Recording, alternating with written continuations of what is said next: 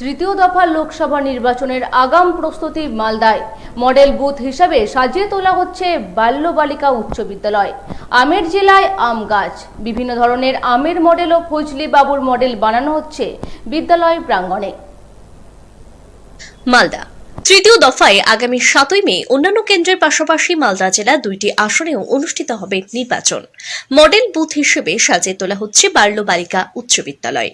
আমের জেলায় আম গাছ, বিভিন্ন ধরনের আমের মডেল ও ফজলি বাবুর মডেল বানানো হচ্ছে বিদ্যালয় প্রাঙ্গণে।